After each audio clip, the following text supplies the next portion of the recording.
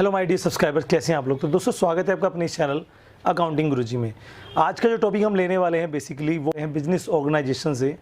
ये आपका चैप्टर चल रहा है लेसन नंबर 4 और लेसन नंबर 4 में प्लानिंग का चैप्टर है।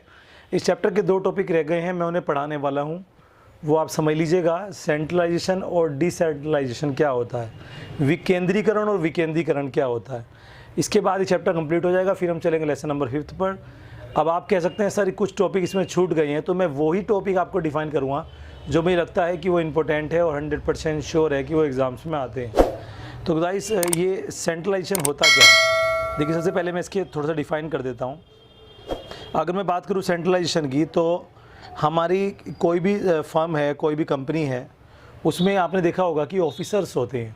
जैसे कोई हेड होता है, उसके नीचे दूसरा हेड होता है, उसके नीचे तीसरा हेड होता है, तो वो अलग अलग हेड में बटे होते हैं कि जैसे मैनेजर के नीचे जूनियर मैनेजर, उसके बाद जो डिपार्टमेंट्स के मैनेजर होते हैं, और उसके बाद एम्प्लॉय होते हैं, और उनके फिर जूनियर सीनियर होते हैं।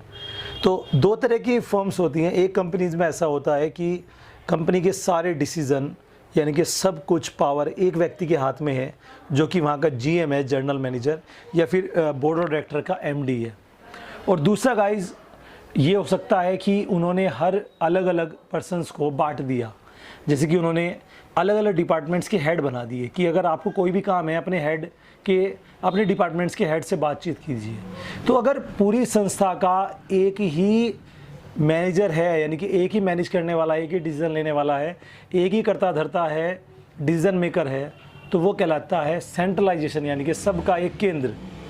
दूसरा, अगर उस काम को अलग अलग हेड में बांट दिया जाए, यानी कि उनके जो अधिकारी हैं उनको अलग अलग बना दिया जाए, तो वो कहलाता है विकेंद्रीकरण, डिसेंट्रलाइजेशन। जी हाँ दोस्तों, अगर बात करें हम इन दोनों के अंतर की, तो सबसे पहले बात करते हैं सेंट्रलाइजेशन में, केंद्रीकरण में जो अधिकार होता है वो उच्च दर्जे के एक व्यक्ति के पास सारा अधिकार होता है। विकेंद्रीकरण में अलग अलग मैनेजर्स के पास, प्रबंधकों के पास बटा होता है। सेंट्रलाइजेशन में अधिकार सौंपने की प्रक्रिया नहीं होती, किसी को कोई अधिकार दिया जाए। डिसेंट्रलाइजेशन में, विकेंद्रीकरण में अधिकार दूसरों को दिया जाता है, यानी कि कोई पावर एक जने के पास ना रहकर विभिन्न बंदों में, अलग अलग बंदों में बटी होती है। तीसरा आता है केंद्रीकरण में निर्भरता प्रबंधकों पर होती है, यानी कि जो सब कुछ निर्भर होता है वो मैनेजर्स पर होता है, और जो विकेंद्रीकरण होता है उसमें जो निर्भरता होती है वो अधीनस्थों जो उनके अंडर में काम कर रहे हैं उनके ऊपर होती है। जो सेंट्रलाइजेशन है, केंद्रीकरण, उसमें निर्णय लेने में देरी होती है। क्यों होती है? क्योंकि निर्णय एक व्यक्ति को लेना है, वो पूरा सोचेगा समझेगा, लेकिन जब निर्णय उसे पूरे स्तर का निर्णय लेना है, पूरे फर्म को देख के निर्णय लेना है, लेकिन अगर निर्णय अलग अलग अधिकारी को लेना है तो वो छोटे से क्षेत्र में निर्णय जल्दी ले जाएंगे। ऐसे ही जो अधीनस्थों का विकास, यानी कि जो जूनियर्स होते हैं उनका जो प्रमोशन है, उनका जो विकास है, वो सेंट्रलाइजेशन में रुक जाता है और डिसेंट्रलाइजेशन में बढ़ता है, क्योंकि सब एक दूसरे को मोटिवेट करते हैं आगे बढ़ने के लिए। एक और बात अगर कही जाए तो दोस्त की जो छोटे मोटे कार्य होते हैं उनके लिए सेंट्रलाइजेशन अच्छा नहीं है, वो डिसेंट्रलाइजेशन अच्छा है। क्योंकि उसमें क्या होता है कि छोटे मोटे काम के लिए सपोज़ आप अपने अधिकारी से कहेंगे क्या, अगर किसी छोटे एम्प्लॉय को छुट्टी चाहिए तो क्या वो मैनेजर के पास जाएगा? अगर गोडाउन के किसी स्टॉक कीपर को छुट्टी चाहिए तो क्या वो जनरल मैनेजर के पास जाएगा छुट्टी लेने? नहीं, उसे अपने ही जो गोडाउन के मैनेजर होगा या प्रोडक्शन हाउस का मैनेजर होगा उसके पास जाके मिलकर छुट्टी लेनी चाहिए। तो ये तरीका होता है। जी हाँ दोस्तों, ऐसी इस चीज़ों में आज का जो टाइम है, आज का जो दौर है, किसी भी फर्म की सक्सेस के लिए ज़रूरी है डिसेंट्रलाइजेशन, विकेंद्रीकरण। अगर विकेंद्रीकरण है तो आप अलग अलग मैनेजर्स बनाओगे, अलग अलग हेड बनाओगे, अधिकारी बनाओगे, अधिकार बांटोगे, वो लोग फर्म को देखेंगे, समझेंगे, और वो अच्छे से चला लेंगे, और प्रमोशन भी होता रहेगा और व्यापार भी अच्छा चलेगा। अब जो डिसेंट्रलाइजेशन है, जो विकेंद्रीकरण की जिसकी मैं तारीफ़ कर रहा हूँ, जिसको मैं कह रहा हूँ कि ये इन फ्यूचर फर्म को आगे बढ़ाने के लिए बहुत ज़रूरी है। डिसेंट्रलाइजेशन चलता कहाँ है? जितनी भी गवर्नमेंट डिपार्टमेंट्स होते हैं, जैसे कि आर्मी, जी हाँ दोस्तों, हमारी सेना, वहाँ पे डिसेंट्रलाइजेशन चलता है, अधिकारी सब कुछ है। जी हाँ, निर्णय वही लेगा, वो निर्णय अपना फिर नीचे तक फैलाता है। जितने प्राइवेट सेक्टर होते हैं वहाँ पे चलता है डिसेंट्रलाइजेशन। अब डिसेंट्रलाइजेशन को प्रभावित क्या करता है? सबसे पहले संस्था का आकार। अगर संस्था बहुत बड़ी है तो वहाँ पे डिसेंट्रलाइजेशन ज़रूरी है, क्योंकि वहाँ पे एक जना सब काम नहीं दे सकता, वो सबको बांटना चाहिए।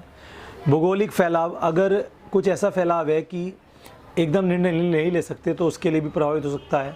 संस्था का इतिहास, अगर किसी फर्म में ऐसा है कि वहाँ पे व्यक्तित्व नेतृत्व जो होता है वो धीरे धीरे बना है, तो लीडरशिप जो है धीरे धीरे बनती है, तो वहाँ पे भी ज़रूरी है। प्रबंधकों का दृष्टिकोण, जो मैनेजर्स बनाए उनका दृष्टिकोण कैसा है, वो क्या पार्शलिटी करते हैं, तो ये भी बहुत ज़रूरी है। अगर वो पार्शलिटी करते हैं तो वो अपने अपने को फ़ायदा करेंगे, दूसरों का नहीं करेंगे, जिस कारण दूसरों को नुकसान होगा, तो ये भी सही नहीं है। ऐसी संस्था का पर्यावरण, जो इन्वायरमेंट है बिजनेस का, वो कैसा है, क्या लोग मिलजुल के काम करते हैं या आपस में झगड़ते हैं, तो उसमें उस हिसाब से काम ये देखना पड़ता है कि सेंट्रलाइजेशन रखा जाए या डिसेंट्रलाइजेशन रखा जाए। और नियंत्रण की तकनीक, जो आप नियंत्रण करते हैं उसकी तकनीक क्या है, क्या टेक्निक है आपके कंट्रोल की। अगर तकनीक सीसीटीवी कैमरे लगे हैं, सब एक दूसरे पर नज़र रखते हैं, सब काम चोर हैं, काम नहीं करना चाहते, तो वहाँ पे अलग अलग मैनेजर्स, डिसेंट्रलाइजेशन ज़रूरी है। लेकिन जहाँ पे सब अच्छे से काम कर सकते हैं, वहाँ पर एक आदमी भी मैनेजर का रोल अच्छे से निभा सकता है। और कोई भी डिसेंट्रलाइजेशन प्रभावी कब बनेगा, उत्तम कब बनेगा, जब उसमें अच्छी प्लानिंग हो, प्लस उसका जो नीति निर्माण है वो एक ही जना बनाए, और जितने भी मैनेजर्स हों सबको ट्रेनिंग दी जाए।